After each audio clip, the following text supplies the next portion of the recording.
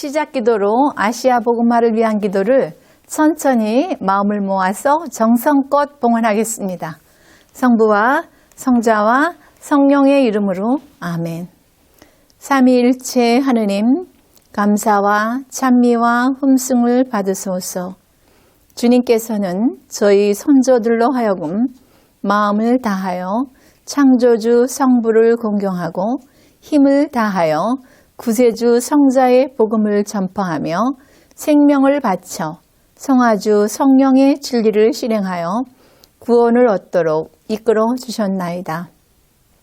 저희도 주님의 구원을 전하려 하오니 선교의 열정을 지닌 일꾼들을 보내주시고 건강과 지혜와 언어의 은사를 내리시어 은총으로 모든 어려움과 고통을 극복하고 아시아 민족의 복음화에 헌신하게 하소서. 우리 주 예수 그리스도를 통하여 비나이다. 아멘. 성부와 성자와 성령의 이름으로 아멘. 그래서 이제 베르나르도 성인이 뭐라고 말씀하셨냐 하면 그 음란한 욕망의 쾌락을 즐기는 이들에게 네가 나와 마주하고 있다면 그러한 일을 할 수 있겠느냐? 그렇게 말씀하시고 나 말고 하느님과 천사들이 너를 보고 있다면 그 일을 할 수 있겠느냐? 감히 하지 못할 것이다. 그렇겠죠? 근데 너가 그렇게 그러한 일을 하려면 아무도 없는 곳에서 아무도 모르게 그런 일을 할 텐데 내가 너를 엿보고 있다면 너는 부끄러워서 그러한 일을 하지 못할 것이다. 그런데 너는 보이지 않지만 하느님과 천사가 너를 보고 계신다는 것을 네가 조금이라도 명확히 알고 있다면 부끄러워하면서 그 일을 그만두지 않겠느냐? 맞는 말씀 안 해요? 우리는 하느님이 어디 계셔? 뭐 이렇게 말하는 사람들이 많잖아요, 세상에서. 우리는 신자니까 하느님은 계신다고 믿고 그리고 하느님께서 원하시는 삶을 살려고 애쓰고 가는 사람들이기 때문에 하느님을 늘 의식하고 살려고 무진장 애를 씁니다. 그런데 이렇게 음란한 그 즐거움에 빠져 있는 이에게 이렇게 베르나르도 성인이 아주 무서운 말씀을 하셨어요.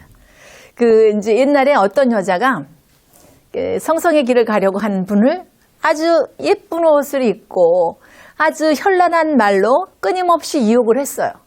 그러니까 이분이 그래, 네가 그렇게도 나를 원한다면 내가 너를 따라가봐. 갔는데 어디로 가느냐? 저 시장으로 가자. 저 시장에 가서 만인이 있는 곳에서 네가 원하는 행위를 하겠다. 가자. 그러니까 이제 이 여인이 아유, 그 시장에는 사람들이 많은데 어떻게 거기서 부끄러워서 그런 일을 하겠습니까? 그는 아니 되는 말씀인 것 같습니다. 그러니까 이 성성의 길을 가던 분이 그렇게 얘기했어요. 그래, 시장에서 하면 많은 사람들이 있어서 부끄러운 것을 참을 수 없는 내가 하늘에서 하느님께서 보고 계신다면 그리고 그 죄로 인한 벌을 내리실 거라는 걸 네가 알고 있다면 그 부끄러움, 그 어려움을 네가 참을 수 있겠느냐? 무슨 말씀인지 이해되시죠? 예? 사람들이 모든 거는 그렇게 부끄럽고 참기 어려운데 하느님이 보고 계시고 천사들이 보고 있는 그것은 네가 부끄럽지도 않고 참을만 하겠느냐? 이러니까 이 여인이 회개하고 다시는 그분을 유혹하지 않았다고 합니다. 그 다음에 이제 요한 성인이 이제 돌아가시기 전에 하느님께서 많은 은총을 내려주셨습니다. 그래서 구마의 은사도 이제 내려주셔서 마귀들을 이렇게 명령으로 이제 마귀들이 이렇게 힘을 못 쓰게끔 하는 그러한 이제 구마의 은사도 이제 하느님께서 허락을 하셔서 이제 드러나게 됐는데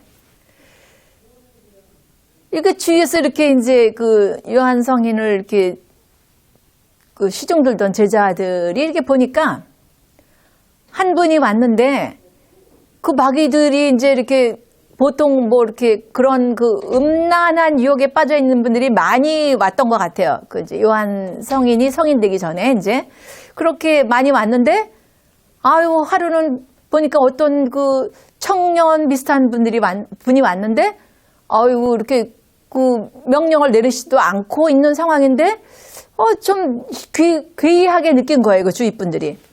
그래서 이제 그 오신 분에게 이제 그 요한께서 이렇게 어쩐 일로 왔느냐, 이제 이렇게 얘기를 한 여정 안에 당신이 이렇게 보니까, 영안이 열려서 보니까 이 마귀들이 힘을 못 쓰고 다 도망가더라는 거예요. 그래서 희한하다. 어떻게 그냥 누구만 오면 그렇게 막 이렇게 강력하게 유혹하고 공격하는 그러한 태세로 있던 이러한 악의 세력들이 어떻게 죄 피하고 없는가. 그래서 의아하게 생각을 하고 계셨는데, 그 온 청년이 이제 그 스승님에게 제가 하느님의 뜻을 이렇게 잘 실천하기 위한 방법과 그 지혜를 얻기 위해서 왔습니다 하면서 하는 얘기가, 저는 정결을 지켜서 하느님을 열절히 사랑하며 살려고 했는데 부모가 하도 권면을 해서 결혼은 했지만 그 아내 되는 자매에게 우리 이렇게 나는 이러한 정결의 덕을 지키고 싶은 마음이 있는데 우리 다 같이 이렇게 둘이 그런 거를 지키면 어떻겠느냐, 이렇게 그 아내 될 사람한테 얘기를 했대요. 그랬더니 아내 될 사람이 자기도 그러겠노라고. 그래서 이제 그렇게 산 지가 한 15, 16년 넘었나 봐요. 그런데 이제는 각자, 지금으로 말하면 각자 이제 여자 수도회, 남자 수도회로 이제 가는 게 어떻겠느냐, 이제 서로 합의를 하고 그렇게 살기로 결정을 하고 이제 그 요한, 예수님의 제자인 요한을 찾아온 거예요, 이제. 그랬는데, 이분이 이제, 왜 그 악의 세력들이 힘을 못 쓰고 다 피했는가 했더니, 정욕이라는 거는 타오르는 불에서 타지 않으면은 그거는 가히 상상할 수도 없는 일이라는군요. 근데 불길이 말도 못하게 타오르는데 거기에서 당신들 부부가 타지 않았다는 건 이거는 정말 상상할 수 없는 하나님의 놀라운 기적이라는 거죠. 그래서 저 악의 세력들이 다 피했구나, 이제 이런 말씀을 하셨다는데, 우리 124위 복자 중에 여러분 다 알고 계시죠? 조숙 베드로, 권철레 데레사, 그 다음에 이순희 루갈다, 유증철 요한, 알고 계시죠? 네. 그 유증철 요한은 요한검 아우구스티노의 아들이죠. 그러니까 그렇게 주무모 신부님을 만났을 때 자기는 동정으로 살기를 원한다고 얘기했고, 이순희 누갈다도 자기는 동정으로 살기를 원한다고 주무모 신부님한테 말씀을 했기 때문에 두 가정이 이제 이렇게 동정을 서약하면서 이제 그 전라도 초남이에서 이제 이렇게 살게 됐는데, 이순희 누갈다 그 복자께서도 대단한 집안인 거예요. 그 아버지가 이우나 마테오라고 성호 이익의 외손자이니까 뭐 대단한 가문이죠. 그런 가문에서 학문을 익히고 또 이제 다 친인척이 얽힌 이런저런 상황 안에서 권일신, 권철신 그 형제들과 또 얽히면서 이제 그 누이 되는 분이 이제 아내가 됐기 때문에 이제 처남들이죠. 그러니까 그런 과정에서 이렇게 그 신앙생활을 한 분들이기 때문에 이렇게 우리나라의 동정 부부가 이렇게 탄생하게 된 그러한 원인을 보면 박해 시대라는 특수한 상황 안에서 일어난 그러한 현상이라고 볼 수 있지만, 아까 요한성인 찾아왔던 그분들 안에서 일어났던 일같이 활활 타오르는 것 안에 타지 않는 것이 굉장한 신비인 거죠. 그래서 그렇게 첫날 이렇게 다 둘이 동정을 지키기로 약속은 했지만, 유증철 요한 복자께서 이렇게 제가 아까도 말씀드렸잖아요. 자다가도 갑자기 일어나는 욕망이 이 음란의 욕망인데, 그럴 지경이 되면 둘이 맞잡고 기도하고 하느님의 도우심으로 잘 극복해서 그렇게 동정 부부가 됐고, 조숙 베드로와 곤철레 데레사는 권일신 프란시스코 하베르의 딸이죠. 아시죠? 권상문 세바스티아노의 동생이고. 근데 그렇게 조숙 베드로 그분은 이게 신앙생활을 하다가 이제 냉담 중이었는데 이 권철래 대리사 이 복자분을 만나는 날 이제 결혼을 했지만 편지를 써서 이렇게 첫날 동정을 지키기를 원한다 했더니 그걸 들어줬다는 거죠. 이것도 성령의 역사심이라고 저는 믿고 싶습니다. 그렇게 결혼하려고 마음 먹은 사람들이 편지 한 장에 의해서 얼마나 권철래 대리사가 얼마나 기도했겠어요. 그렇게 해서 이제 그 냉담으로부터 회도하고 그리고 이렇게 동정을 서로 지켜려고 했지만 또 이렇게 남성들은 참 힘드니까 그럴 때마다 서로 맞잡고 기도하고 성령의 도우심으로 그러한 고비를 넘겼다 이제 이런 말씀을 이제 그 복자전에서 이제 제가 봤는데 그렇게 그 박해 시대에 그렇게 두 부부가 동정을 지키며 살아갔다는 것은 그 성 요한이 말했듯이 그렇게 타오르는 불 안에서 전혀 타지 않고 이렇게 하느님의 놀라운 기적이 일어난 그러한 그 삶의 그 박해 시대에 굉장한 아주 특이한 그러한 삶의 양상이라고 볼 수 있습니다. 그 이순희 루갈다 복자 같은 경우에는 매 맞고 이렇게 막 다 상처가 말도 못하게 났는데 4, 5일경에 상처가 씻은 듯이 났다고 그러잖아요. 성령의 역사하심이죠.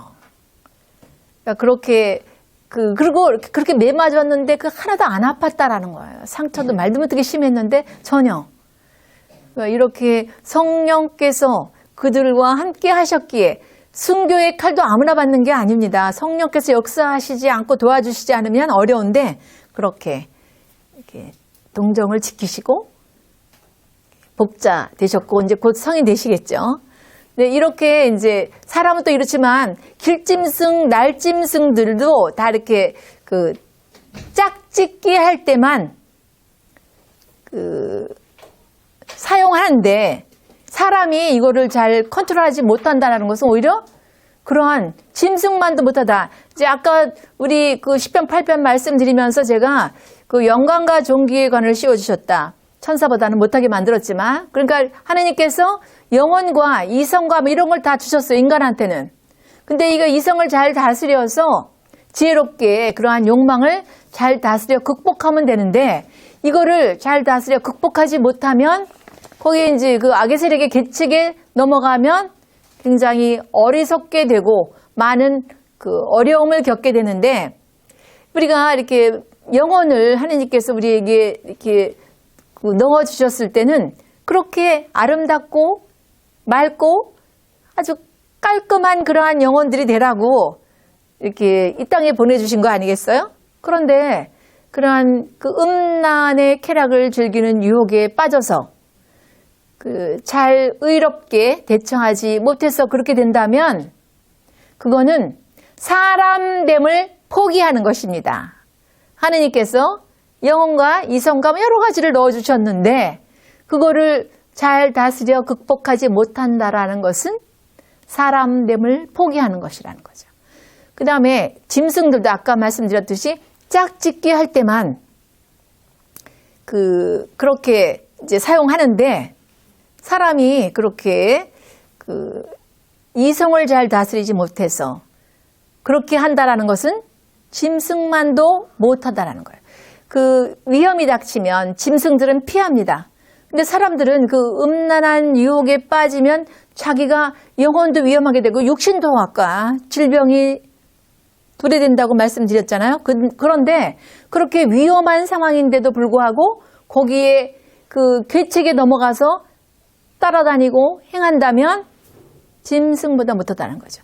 호랑이도 자기를 잡는 함정이라고 생각하면 아무리 굶주린 호랑이라 할지라도 그 근처를 가지 않습니다. 새도 자기가 겨울에는 먹을 게 별로 없잖아요. 그 이제 나달이 보여요. 그 나달을 먹고 싶은데 그물이 쳐져 있다면 가지 않는다라는 거죠. 그러니까 동물도 그렇고 새도 그렇고 그런데 사람들은 자기가 이게 굉장한 그 피해가 올 거 알면서도 현세에서도 죽어서도 피해가 올 거 알면서도 거기를 기웃거리고 또 기웃거리다 못해 또 빠지고 이렇게 하는 그러한 그 사람은 오히려 사람임을 포기함과 동시에 짐승만도 못한 그러한 존재라는 거죠. 그 여러분들 원숭이 잡으려면 어떻게 잡는 거 다 알고 계시죠? 예, 입구가 좁은 기다란 병에 바나나나 야자 열매를 넣어놓고 이제 그 오기를 기다려서 와가지고 이제 그거 바나나나 야자를 집으려고 움켜쥔 손 때문에 자기가 잡히게 되는 그러한 결과를 초래하듯이 사람도 마찬가지라는 거죠. 그 악의 세력들이 늘어놓은 갖가지 음란한 여러 가지 것들에 현혹돼서 그거를 잡고 그거 믿긴데 그거를 잡고 놓지 못하기 때문에 마귀의 하수인 노릇 한다는 거죠. 하느님 뜻대로 하느님 명령대로 살아야 될 인간이 마귀의 하수인 노릇한다는 건 너무 어리석은 것이죠. 그래서 이렇게 그 음란한 유혹을 즐기는 그러한 사람들은 선을 행해서 덕을 쌓고 덕을 베풀면 굉장히 좋고 아름답고 굉장히 이롭다는 것을 알고 있습니다. 그러나 그 음란의 쾌락이 주는 달콤함 때문에 덕을 쌓는 데는 달콤함보다는 어려움이 더 많고 힘듦이 더 많다라고 덕의 아름다움, 이로움, 즐거움을 모르기 때문에 어리석어서 모르기 때문에 일어나는 현상이라는 것입니다. 정말 썩지 않는 영원한 가치를 갖고 있는 선을 행해서 덕을 쌓고 사랑을 실천하고 성성의 길로 하고 성령의 열매가 맺어지는 이러한 삶이 얼마나 풍요롭고 얼마나 행복하고 얼마나 아름다운지를 안다면 그런 쪽으로 나가지 않는다는 거죠. 여러분, 몸이 튼튼해지려면 어떡하죠? 운동하죠? 네. 그렇게 운동도 훈련으로 이렇게 쌓아서 몸을 강건하게 하듯이 영혼도 여러분이 훈련하셔야 합니다. 선을 행하고 덕을 쌓고 사랑을 실천하고 성성의 길로 가는 그러한 훈련을 여러분들이 끊임없이 하시게 된다면 영혼도 천하무적이 되어서 강건해진다는 것입니다. 그런데 이런 음란한 유혹에 빠져서 사는 사람들은 모르는 거죠. 그 선을 행해서 덕을 쌓는 그 아름다움, 즐거움이 얼마나 크고 행복한지를 모르기 때문에 그렇습니다. 여러분, 육신이 일을 해도 즐거움이 있는데 주님께서 만들어주신 그 영혼 안에 아름다움, 즐거움, 풍요로움, 행복함이 없을 것 같습니까? 어떻게 생각하십니까? 예, 그 영혼 안에도 그러한 아름다움, 풍요로움, 즐거움이 분명히 있다는 것을 명심하시고 또 그렇게 마귀의 계책에 넘어가지 않는 그러한 신자들이 되셨으면 좋겠습니다. 그래서 이제 아리스토텔레스는 그런 이야기를 해요. 사람들은 누구나 다 그 마음이 어디로 향하느냐? 즐겁고 행복하고 평화롭고 아름다운 것으로 다 향한다는 거죠.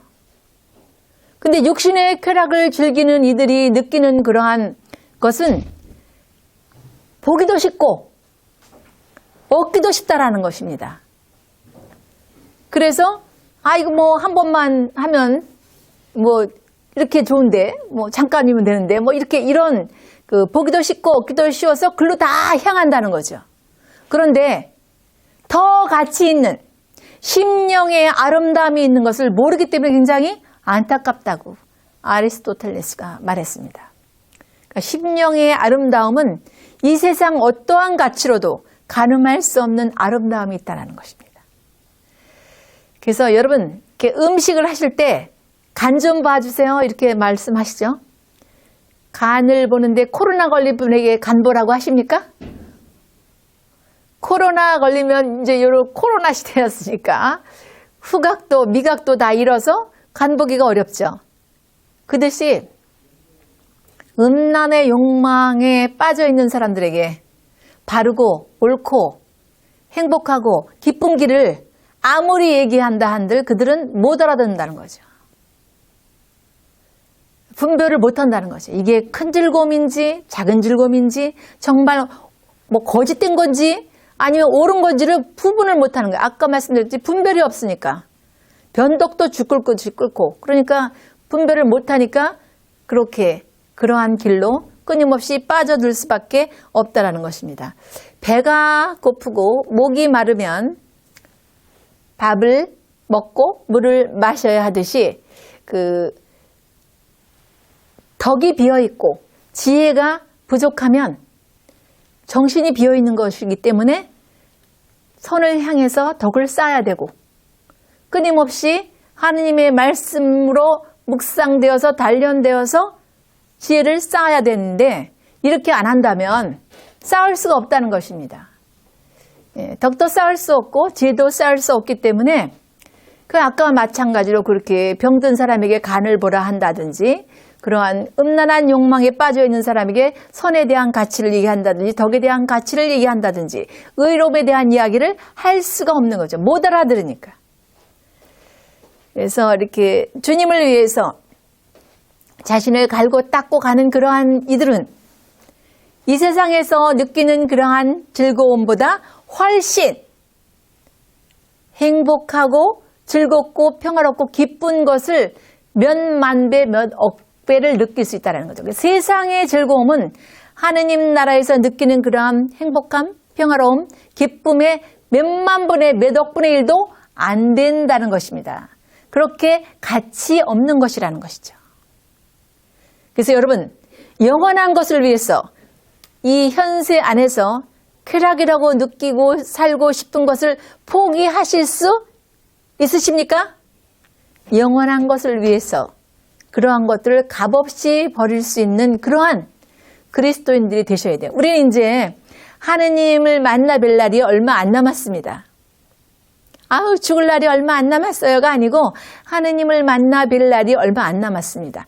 제가 이번 주일에 이제 주일학교 어린이들 미사에 이제 참여를 해봤는데 신부님이 이제 어린이들에게 물어봤습니다. 사람은 몇 살까지 살까요? 그러니까 아이들이 한 100살이요? 이렇게 아주 저희 본당은 아이들이 굉장히 많아요. 100명이 넘는 것 같아요. 그럼 신부님이 그러면 사람이 죽은 다음에는 얼마나 살까요? 애들이 영원이라는 표현보다 뭐하니요? 이러는 거예요. 제가 깜짝 놀랐어요. 우리는 유한한 삶이라는 거죠. 이 세상 삶은 유한한 많이 살아요. 100살. 근데 하느님을 만나 뵙고 사는 사람은 무한이라는 거예요. 영원이라는 개념보다 무한이라는 게 더 훨씬 크게 다가왔어요. 제가 그날 미사 참여했다가. 근데 그렇게 무한히 사는 삶 안에서 이 세상 100년 안에 일어나는 그 안에 하느님 가치를 따라 사는 그것이 얼마나 아름답고 풍요로운가를 이미 느꼈다면 죽어서도 그러한 것을 느낄 수 있는데 이렇게 그 죄악의 구렁텅이에 빠져서 늪에 빠져서 헤어나지 못한다면 얼마나 안타까운 일인가. 그래서 세네카는 그렇게 얘기했어요. 여색을 끊으라고 이제 얘기하면서 끊는 그러한 요인을 어떻게 얘기를 하냐면 하찮고 더러운 그러한 즐거움을 즐기는 것을 버려서 크고 아름답고 맑고 깨끗한 그러한 삶으로 너를 바꿔주려고 하는 것이다. 그 삶은 끝이 없고 영원하고 무궁하고 변함이 없다. 이 현세는 변함이 많잖아요. 변함이 없는 그러한 행복감, 그러한 평화로움, 그러한 즐거움을 너에게 주기를 바라서이다. 그러나 세상 것은 굉장히 유한하고 이 하느님 나라의 기쁨을 느끼고 평화를 느끼고 행복을 느끼다 보면 이거는 아무것도 아니라는 것을 여기게 해주려고 하는 것이다. 목이 마르면 어떡하죠? 맑은 물을 마시고 싶으시죠? 길에 고인 더러운 물을 마시고 싶으십니까? 아니죠. 예, 목이 마르면 맑은 물을 먹고 싶어 하듯이 길에 고인 더러운 물은 먹지 않는다라는 거예요. 그래서 이렇게 그거를 너희들이 이게 덕이 아름답고 좋고 행복하다라는 것을 알지 못하니 너무나 안타깝다. 그래서 이게 덕이 아름다운데 그러한 음란의 욕망에 빠지는 것은 굉장히 가치 없는 짓이고 어리석은 짓이라는 것을 너희들에게 알려주려고 하는 것이다.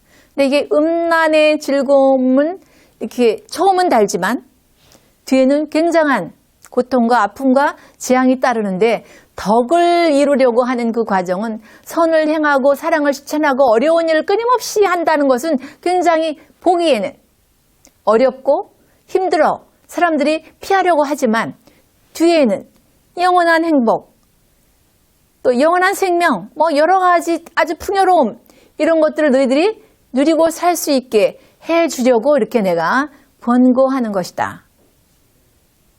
어떻게 생각하십니까?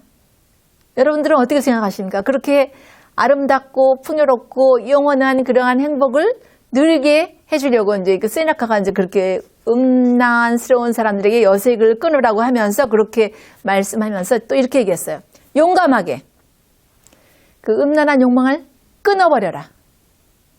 그런다면 너는 굉장히 행복한 영원히 썩지 않는 그러한 풍요로움, 아름다움을 누리게 될 것이다. 근데 그렇게 끊지 않는다면 이 모든 것을 누릴 수 없게 될 것이다. 여러분, 신앙인은 용기가 있어야 합니다. 용기가 있어야 결단을 내릴 수가 있습니다. 결단을 내려야 행동을 바꿀 수가 있습니다. 그렇기 때문에 그리스도인은 용감한 사람이어야 합니다. 왜? 결단을 내려야 되기 때문에. 하느님 뜻에 합당하지 않는 삶은 단호히 끊어야 하는 결단을 내려야 하기 때문에 그리스도인은 용감해야 한다 라고 말씀드릴 수 있습니다. 근데 이렇게 몸이 깨끗해도 마음 안에서 그 음란의 쾌락을 즐기고 싶어하는 그러한 것이 끊임없이 솟아오른다면 몸을 정결하게 하는 것 같이 하는 그곳을 앞에 내세워서 마음의 더러움을 살짝 가리는 것이기 때문에 이거는 덕이 될 수가 없다라는 것입니다. 그래서 몸도 정갈하게 잘하지만 마음도 갈고 닦는 훈련을 해야 덕이 된다라고 말씀드릴 수 있습니다. 마음은 음란하면서 몸은 아주 전혀 그런 것과 관계없는 듯이 처신하면 안 된다는 것입니다. 몸과 마음도 깨끗해야 영혼까지도 깨끗하지 않겠습니까? 예, 데살로니가 전서 5장 22절 이하에 보면 사람은 영과 혼과 육으로 되어 있다 이렇게 말씀하잖아요. 근데 몸은 깨끗하지만 마음이 더럽고 정신이 더러우면 영혼도 영향을 받지 않을 수 없습니다. 그래서 여인을 탐하는 것은 죄이다 이렇게 말씀하십니다. 여인을 보고 좋지 않는 마음을 갖는다면 마태복음 5장 28절 이하에 말씀하십니다. 여인을 보고 음욕을 품었다면 간음한 것이다. 그렇게 말씀하십니다. 그러니까 여인을 보고 음란한 생각을 품었다.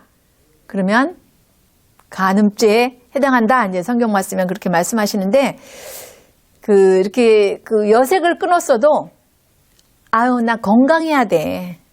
그리고 오래 살아야 돼. 그러니까 나는 그거는 절제를 해. 이거는 덕이 안 된다는 거예요. 자기를 위해서 한 것이니까. 그리고 나는 참 그런 정욕을 절제를 잘해 하는데 명예를 위해서 저 사람 참 정결하게 사는 사람이야. 명예를 위해서나 그 이외에 또 재물을 이렇게 아주 깔끔하게 간소하게 잘 살면서 나는 그런 걸 다 멀리하는 사람이야. 그러니까 재물이 나가는 거를 아까워해서 명예나 재물을 위해서 그렇게 정결을 잘 지켰다. 이런 사람은 예전에 지은 죄도 다 새롭게 주님께 나가지 못하고 회개해서 나가지 못하고 지금 명예를 바라고 재물을 바라는 탐욕을 바라는 그런 마음까지 합해져서 죄에 죄를 더하는 것이라는 것입니다. 굉장히 조심하시라는 거예요. 나는 이렇게 내가 그런 거를 가까이 하지 않는 이유는 나는 속으로는 나는 오래 살기를 바라서 그래. 내 건강 때문이야. 이렇게 생각한다는 것은 굉장히 착각이라는 거죠. 그 최초의 수독자이신 홍유한, 농은 홍유한을 대해서 아십니까? 천지기호가 들어오기 전에 그분들 다 이제 이익의 이제 지자들이죠. 이제 그 예산 지역에 사시다가 나중에 이제 순흥 땅으로 이제 가셨는데, 새로운 삶의 공동체, 그러니까 사도행전 2장에 나오는 공동체를 갈망하시고 이제 순흥 땅으로 가셨었는데, 결국 이제 돌아가시는 바람에 그분의 이제 제자들에 해당하는 분들이 권일신, 권철신 이런 분들이에요. 근데 그분은 그 젊었을 때인데도 이 칠극을 가지고 그 수독 생활을 하신 분이에요. 굉장히 아주 잘 사신 분이에요. 학자인데, 성호 이익의 제자로서 학자인데 잘 사신 분인데 30이 간 넘어서도 그 안방 출입을 잘 안 하셨답니다. 이 칠극의 이거, 이 음란함을 막다 이거를 보시면서 정결의 덕을 닦으셔서 하느님 보시기에 합당한 삶을 사시기 위해서 부단히 애쓰신 분이에요. 그것뿐만 아니고 여러 탐욕 부분, 뭐 겸손부 이런 부분도 굉장히 그분의 그 삶의 그 족적들이 꽤 있는데, 그렇게 아내도 젊었는데도 그 제자들이 그거를 이렇게 그렇게 사시지 말라고 이제 이렇게 했어도 이 칠극책을 보시면서 그렇게 다 이제 학문으로 받아들이셨잖아요. 유학자들이. 그래서 그렇게 사셨던 그런 분도 있습니다. 그래서 이렇게 정결의 덕을 잘 지키려고 하는 마음은 가지고 있지만, 그러한 그 음란한 욕망이 일어나서 따라갔다면 그거는 죄라는 거죠. 잘 지키려고 했지만. 그래서 이렇게 이게 음란한 그러한 생각이 떠오르는 건 인간의 본능입니다. 그러니까 그건 죄가 아니에요. 본능인데, 그거를 어떻게 잘 다스려 극복하느냐. 하느님이 원하시는 방법으로 잘 다스려 극복하면 그 덕도 굉장히 굳세어지고 맑고 빛나는데, 그 유혹, 아까 맨 서두에 말씀드렸습니다. 이렇게 잠깐의 그러한 유혹에 넘어가서 행하고 평생을 뉘우치고 한탄하고 후회하고 근심 걱정. 여러분, 주님께서는 우리가 근심 걱정하며 살기를 원하십니까? 아니죠. 기쁘고 행복하고 즐겁게 살기를 원하십니다. 그런데 이러한 일로 인하여 근심 걱정을 한다면 주님 마음을 아프게 해드리는 거죠. 예. 그래서 이렇게 어떤 분이 이제 삶을, 주님 보시기에 합당한 삶을 살기 이전에 알았던 어떤 여인이 있었어요. 근데 이제 그거를 회개하고 이제 잘 살아보는 삶을 살려고 부단히 애쓰시는 이제 덕 쌓는 훈련을 끊임없이 하시다가 이제 그 동네를 지나가게 됐어요. 그러니까 이제 알고 지내던 그 여인이 왜 모른 체 하고 가십니까? 이제 이렇게 물어봤어요. 왜 알면서 모른 체 하고 가십니까? 그러니까 그분이 알면서 모른 체 하고 가십니까? 당신은 아무개 아닙니까? 이제 이렇게 그 여인이 그러니까 저는 당신이 알던 아무개가 아닙니다. 하면서 가셨다는 거예요. 그러기가 쉽지 않거든요. 남자 입장에서. 근데 저는 당신이 열심히 하느님 보시기에 합당한 삶을 끊임없이 사시다가 이제 잠깐 나와서 이제 그 여인이 있던 동네를 가시게 됐는데, 저는 당신이 알던 아무개가 아닙니다. 이러고 이제 지나가니까 그 여인도 황당했겠죠. 근데 또 이제 수도원에서 같이 이제 이렇게 살이를 하는데, 이제 스승에게 이제 원장님 좀 되시겠죠. 한 수도자가 왔어요. 선생님, 제가 자꾸 이제 이렇게 이러한 욕망이 일어나는데 어떻게 하면 좋겠습니까? 그러니까 스승께서, 그러면 내가 그러한 욕망이 일어나지 않도록 기도해 줄까? 아닙니다, 스승님. 그럼 아니면 어떡하라는 얘기냐? 제가 잘 다스려 극복할 수 있는 힘을 주시라고 기도해 주십시오. 아니, 왜 없애주는 게 더 낫지 않느냐? 아닙니다. 덕은 잘 다스려 극복할 때 쌓이는 건데, 제가 잘 다스려 극복하려 하지 않고 그렇게 얻는 것은 하나님이 보시기에 합당하지 않은 삶인 것 같아서 제가 잘 다스려 극복할 수 있도록 기도해 주십시오. 그 사도행전 10장 13절 이하에 보시면 감당할 만한 시련을 주신다 그러잖아요. 그리고 그 시련을 이겨낼 수 있는 힘도 주신다고 하잖아요. 굉장히 이 제자가 지혜로운 제자 같아요. 그렇게 더욱더 공격을 받아봐야 더 굳세어지는데 공격을 받지 않고 굳세어지기는 바라지 않습니다. 우리는 어떤 고통이나 어떠한 어려움이 오면 어떡하죠? 이거 좀 그냥 몽땅 쏙 뽑아가시고 여기다가 그냥 제가 원하는 거 다 부어주세요. 뭐 이렇게 하는데 역시 성성의 길을 가시는 분들은 역시 다르구나라는 그런 마음을 제가 가진 적이 있습니다. 그 다음에 이제 다른 욕망들은 바깥에서 공격을 해오고 이제 이러한 음란의 욕망은 안에서 공격을 해오는데 이제 바깥에서 공격해오는 거는 굉장히 이렇게 알기도 쉽고 잘 다스려 극복하기도 쉬운데 이 안에서 오는 이 욕망들은 굉장히 교묘하고 교활하고 다양하고 방법도 가지가지고 차주 하기 때문에 굉장히 다스려 극복하기가 어렵다는 것입니다.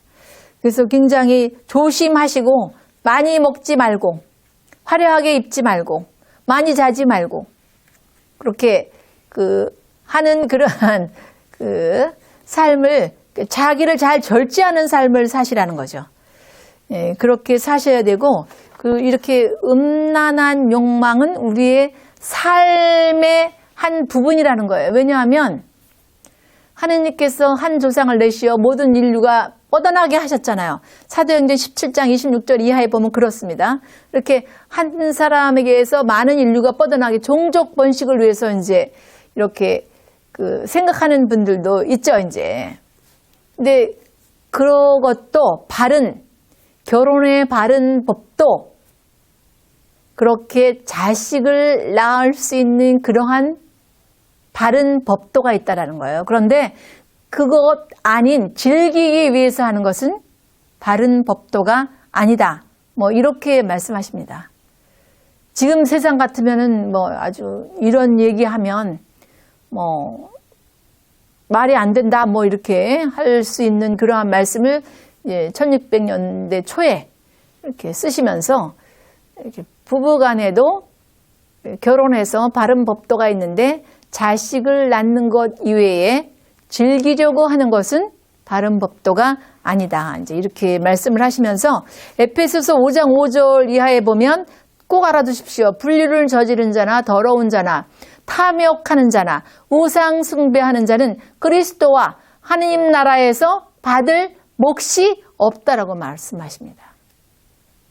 그러니까 가능뿐만 아니고 지금도 말씀드렸지 즐기려고 하는 것도 바른 것은 아니니까 잘 명심하시고 또 음란죄 중에 가장 하느님이 싫어하시는 것이 남색입니다. 남창. 여러분 소돔과 고모라가 멸망한 이유도 그 이유 중에 하나도 그거입니다. 그러니까 바른 예법이 있다는 거죠. 그런데 그거 동성 간에는 그게 이제 칠극을 쓰실 그 당시는 그건 바르지 않다라는 말씀을 이제 하시면서 고린도전서 6장 9절 이하에 불의한 짓을 저지르고 하느님이 그들을 잘 봐주시길 바라지 마라. 그건 착각이다.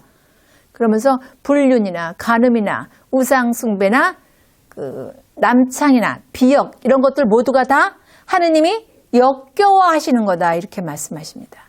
근데 요새는 그걸 어떻게 법제화해달라 이러고 하느님의 질서를 거스르는 일들이 끊임없이 세계 도처에서 일어나고 있습니다.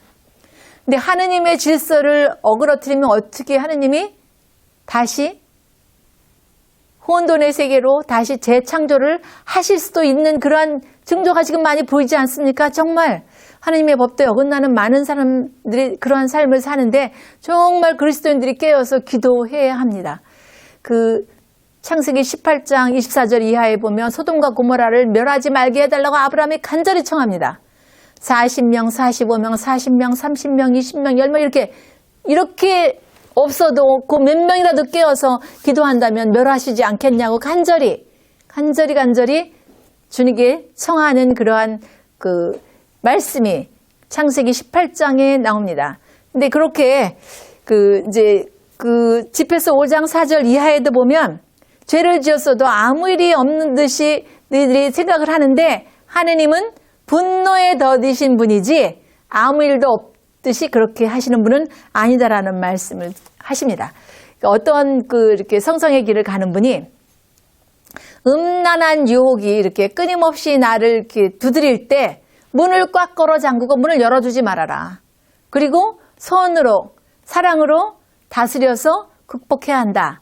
그러니까 반토하신 분이 그렇게 말씀하셨어요. 손님이 있어서 들여보낼 수가 없습니다. 그리고 문을 안 열어주면 들어오지 못한다라는 거죠. 무슨 얘기인지 아십니까? 이미 방에 손님이 꽉 차서 당신에게 방을 내어드릴 수가 없습니다.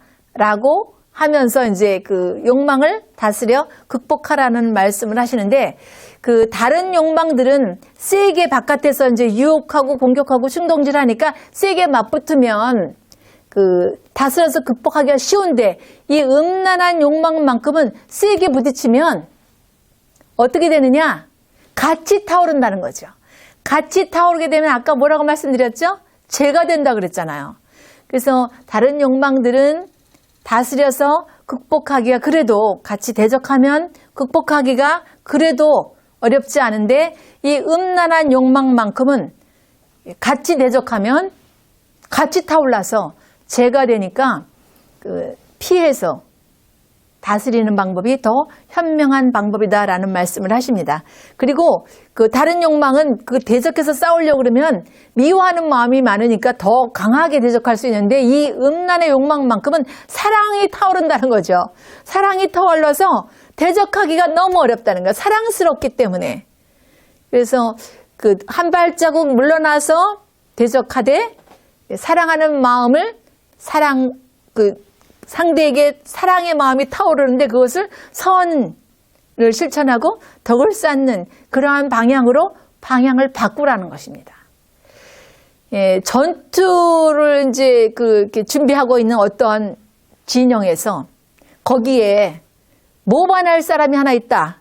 그러면 진급 명령을 내릴 수 없듯이 이 마음은 하느님이 이거 원하시지 않으니까 이렇게 하지 말아야지 했지만 몸이 그쪽으로 가면 이게 몸이 배반하는 거죠. 어찌할 수 없다라는 거예요.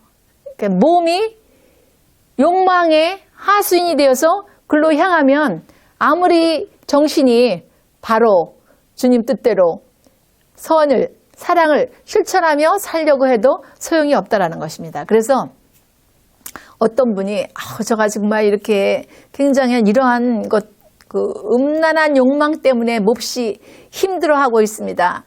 제가 쌓은 덕으로 제가 같이 투쟁해 볼까요? 그러니까 스승께서 이렇게 말씀하셨습니다. 네 힘으로 네가 쌓은 덕으로 이것을 대적하려 하면 너는 무너지고 만다. 그럼 어떻게 해야 됩니까? 그러니까 이렇게 말씀하셨어요. 하나님께 간절히 청하고 네 마음에 공을 더하라. 아니 스승님 마음의 공이 무엇입니까? 하나님께 간절히 청하되 네가 선을 행해서 덕을 끊임없이 쌓으면서 간절히 기도하라. 주님, 제가 감당할 수 있는 그러한 힘을 주십시오. 네가 쌓은 공덕으로 대처하는 것은 굉장히 무의미한 것이고 성령께 도움을 청해서 그렇게 당신이 저를 도와주시면 제가 이것을 이길 수 있겠다고 한다면 주님이 분명히 너를 도와주실 것이다. 라고 말씀하셨다고 합니다. 근데 이제 이래도 이제 이렇게 그게 안 사라진다. 그러면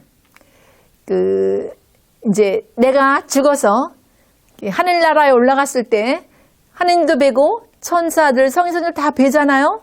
뵐 때의 그 행복, 그 기쁨, 그건 굉장히 큰 건데 네가 이러한 음란한 욕망을 다스려 절제하지 못해서 그분들을 뵐 수 없다면 얼마나 큰 재앙이냐. 그거를 생각했는데 또 지워지지 않는다. 그러면 지옥으로 내려가서 그들이 울부짖는 소리와 그들이 불길 안에서 아비규환으로 야단하는 것을 네가 본다면 그래도 음란한 유혹을 끊지 못한다면 너는 굉장히 짐승만도 못한 어리석은 사람이며 그것을 이렇게 끊을 수 있도록 주님의 그러한 간청을 지금부터 끊임없이 드리고 몸을 돌려서 사랑을 실천하고 선을 행하는 일에 게을리하지 말아라. 이레노 성인은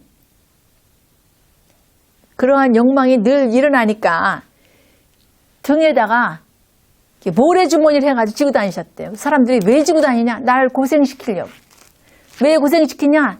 늙은 노새가 편하고 잘 먹고 잠 잘 자면 짐도 지기 싫고 사람도 태우기 싫고 짐을 실으려고 하면 날쳐서 다 떨어뜨리고 이렇게 되면 안 되기 때문에 먹는 것도 거칠게 먹이고 그러니까 나달이나 뭐 맛있는 그런 노새들이 즐겨 먹을 거를 주지 않고 꼴만 먹이고 거칠게 먹여서 늘 수고하게 해야 노새가 말을 듣듯이 나도 나를 수고롭게 해서 그러한 욕망을 극복하려고 한다. 이레노 성인이 그렇게 말씀하셨고 프란치스코 성인 같은 경우에는 아까도 말씀드렸듯이 그 장미나무에 가서 뒹구시고 또 눈을 굴려서 자기 몸을 다 벗은 다음에 눈덩어리를 몸에다 얹어놓고 이 큰 덩어리는 안 해요.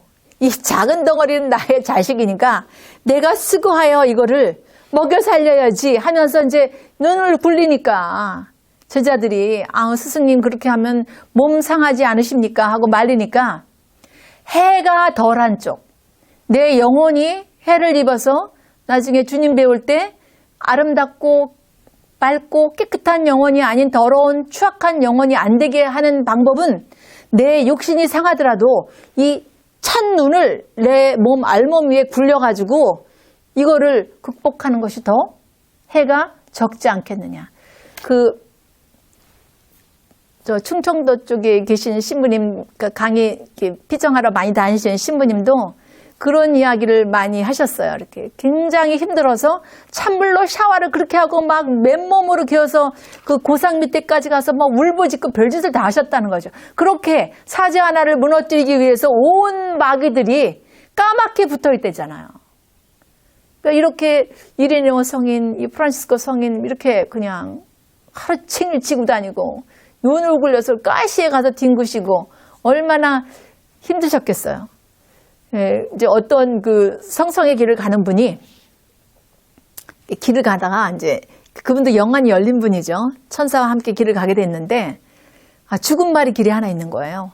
그래서 이제 코를 막고 이렇게 아주 썩은 냄새가 진동을 하네요. 그러고 코를 막고 가고 있는데 천사가 나는 아무런 냄새도 맡지 못했다고.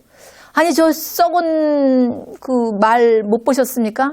난 아무런 냄새를 못 맡았다고. 또 가다 보니까 아주 화려하게 차린 어떤 여인이 막 향수까지 뿌려가지고 냄새가 진동을 하니까 이 천사가 코를 막고 가는 거예요. 그러니까 이 성성의 길을 가던 분이 아니 왜 코를 막고 가십니까? 아주 향기롭기만 하던데. 그랬더니 저 여인의 마음이 썩어서 썩은 냄새가 진동을 해가지고 내가 코를 막지 않을 수가 없었다고. 이제 그렇게 말씀을 하셨다고 합니다. 예, 오늘은 여기까지 하겠습니다. 예, 마친 기도로 아래의 기도를 바치겠습니다. 성부와 성자와 성령의 이름으로 아멘. 영광이 성부와 성자와 성령께 처음과 같이 이제와 항상 영원히 아멘. 아시아 교회의 성인들이여 아시아 교회와 복음화를 위하여 빌어주소서. 아멘. 성부와 성자와 성령의 이름으로 아멘. 감사합니다.